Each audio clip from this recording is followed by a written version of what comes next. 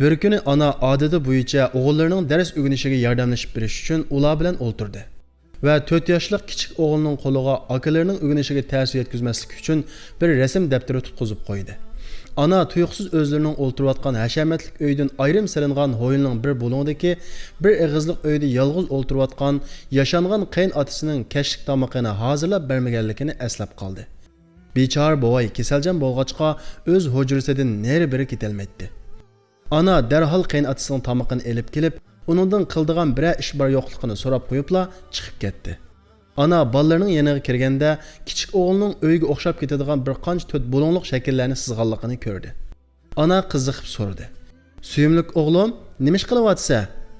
Men cho'ng bo'lib o'ylangan vaqtimda o'ltiradigan uyimizni sizdan mana, qara ana", dedi o'g'il ko'zlarini o'yintib shu qadar oqko'ngillik bilan. Ana kichikgina o'g'lining bergan javobidan suyunib yana so'rashga boshladi. "Undaqda sen nada uxlaysan o'g'lim?" O'g'il o'zi sizgan rasmdagi uylarning hammasini tunishtirdi, ammo ho'ylining bir bo'lingida mukchib turgan g'aribona bir uyni tunishtirmayli qo'ydi.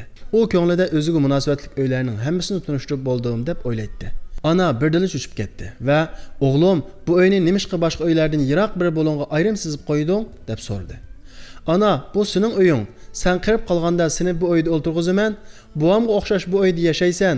Qirib qolganlar shundoq yashaydi ekan-ku, shundaqmi ana?" dedi o'g'il javoban shu qadar temkinlik bilan. Balaning soddalarcha bergan javobi anaga guldirmamidakli anglandi va mundaq dedi: "Ah xudo, men qirib put qo'limda mag'dur qolmaganda bolalarim bilan mungdishib, ularning tatliq gap so'zlari, yiqimli qiliqlaridan huzurinib zirikmay yashalmag'udakman. Bolalarimning uyining sirtida ho'yilning bir bo'lingidagi g'aribona bir hujrada yolg'iz qolarmanmi? Ah xudo." Ulug' Alloh mundaq deydi: "Kimki yaxshi ish qiladi ekan, foydasi o'zigidir. Yomon ish qiladi ekan, zarrimi o'zigidir. Parvardigoring bandalariga zulm qilguvchi emasdir."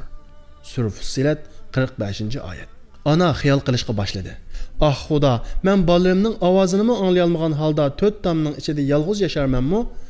Ana darhol xizmatchilarni chaqirib, mehmonxona uyidagi mehmon kutish uchun hozirlangan jabduq va lozimatliklarni qayn otasining hiliq uyiga o'tkazdi va qayn otasining karvatini mehmonxona uyiga joylashtirdi. Mehmonxona uy hamma uydan chiroyli bezalgan edi. Ayolning eri ishdan qaytib kelib ko'rganlaridan to'liq hayron qoldi va qiziqib so'radi: "Xonim, bu o'zgarishlarning sababi nima?" Ayol o'zini tutolmay ko'zlaridan taram yosh to'kkan holda mundaq dedi: "Alloh uzun umr berib yashab qolsak, put qo'limiz harakatdan qolganda ikkimiz birga yashaydigan uyni tanlab shundoq qildim dadisi. Mehmonlarni ho'yildik uyda uzatgan bo'lsak, er ayolning ko'ngildagini tushandida, bu qilganlar uchun ayoldan suyunib maqtabla ketdi.